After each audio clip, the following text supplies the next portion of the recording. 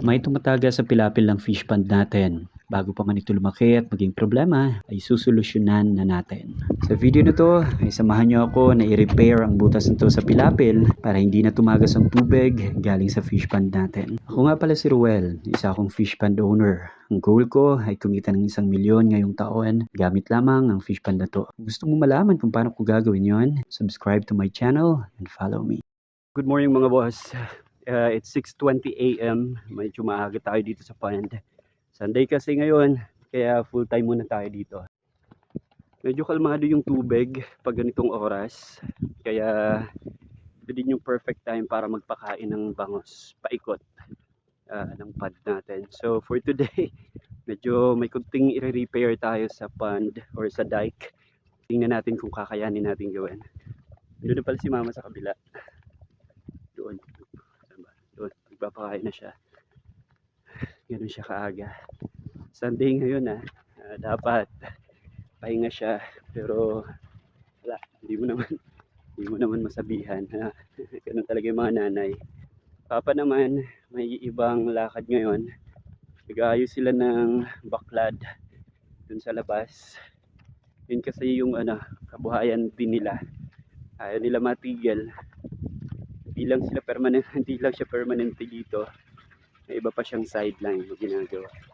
Pagkarating ko sa kubo, ay tingnan ko agad ang feeds ng mga bangus natin. Mukhang kailangan na ulit bumili dahil paubos na. Tinignan ko din itong mga bago nating fingerlings dito sa cage. Mukhang ayaw pa rin magpakita. Nakita ko din ang dalawang alimango na to na hinuli ni Papa kagabi habang naglilibot siya. Isang malaki at isang maliit na pulahan. Katapos, kinuha ko ng balde at kumuha na ako ng feeds para tulungan si Mama magpakain. Kung maubos nga, ay sabay na kami bumalik sa kubo para magkape. Hindi ko alam kung bakit, pero parang sumasarap yung kape sa mga ganitong lugar. May kunting simoy ng hangin, ramdam mo ang sikat ng araw at maliwalas ang kapaligiran. Matapos magkape, change outfit lang ako at laban na. Mga boss, medyo mahangin pupuntahan natin yung pilapil na merong sira.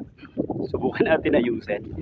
Disclaimer lang po, baka may mga nanonood na pro sa ganitong trabaho. Huwag niyo pa akong i-judge dahil ngayon ko lang po gagawin ito. Medyo nagtitipid tayo, so hindi na muna natin ibabayad, no? So tayo yung gagawa. Sabi nga nila, it's better na ma-experience natin yung mga ganito. At least, kung next time ipapagawa man natin to, magbabayad man tayo para may kumuha na ito, at least alam natin yung pakiramdam kung gaano ito mahirap gawin. Yun lang, tara, samahan niyo ako. So dito na nga tayo, nakita ko na, nahanap ko na yung may sira na pilapil. Ito na nga, medyo malakas na nga talaga ang agos ng tubig palabas sa pond natin. Mabilis bababaw ang tubig natin sa loob pag hindi natin ito nasolusyonan. Hindi ko na pinatagal, ganap na ako ng lupa na pwede nating ipantakip sa butas. Makahanap ako, ay simulan na nating magukay. Sa una, ay nahirapan ako. Kailangan kasi square or rectangular ang shape at malaki ang lupa na makukuha natin. Ang nangyayari ay regular shape ang mga nagagawa ko. Meron din triangle at kung minsan, circle. Hindi ito maganda, buti na lang habang medyo tumatagal ay nakakakuha na rin ako ng medyo buo. Di pa rin ganun kaganda pero pwede na. Sa pagkakataong ito, ang sistema natin, hukay mo, buhat mo dahil nga mag-isa lang tayo. Naalala ko dati, ang laging bilin sa akin ng Papa, kailangan matuto ka kahit anong klaseng trabaho para kahit saan ka ilagay, marunong ka at kaya mong mabuhay. Ito na, medyo may naipon akong konti.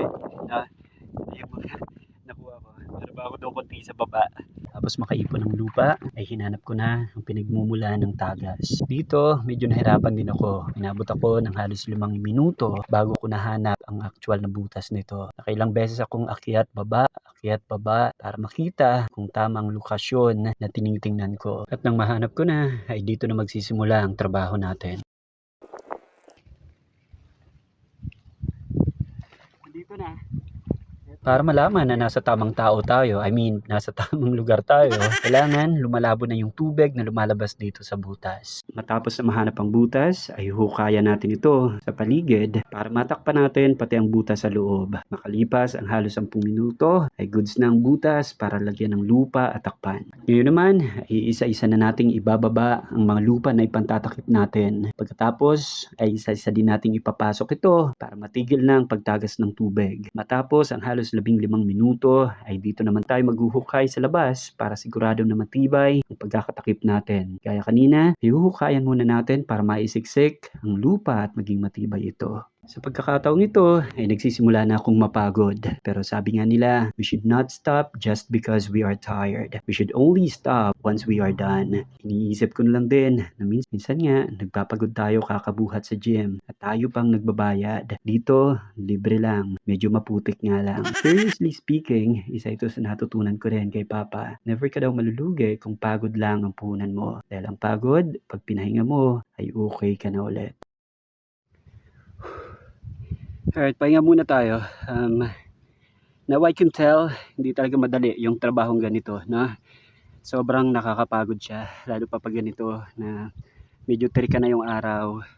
So imagine, yung mga maghapon nagtatrabaho sa ganitong klaseng gawain. Saludo ako sa inyo guys. Matapos ang halos 1 oras sa pagtatrabaho, ay oras na para sa finale. Lalagyan na lang natin ng pampatibay dito sa labas. Goods na tayo. Quality of work, malayo pa kumpara sa mga pro. Pero result, pareho lang. Minsan, ang buhay hindi naman talaga pagalingan at pabilisan. Kailangan lang malinaw sa'yo kung anong goal mo. And that should motivate you to take action. Hanggang dito muna mga boss. Salamat sa pagsama.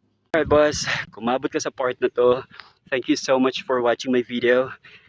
Please don't forget to subscribe to my channel. Follow me on Facebook. And pasuyo naman, pakishare na rin ang video na to. Mas marami pa makanood. Salamat boss.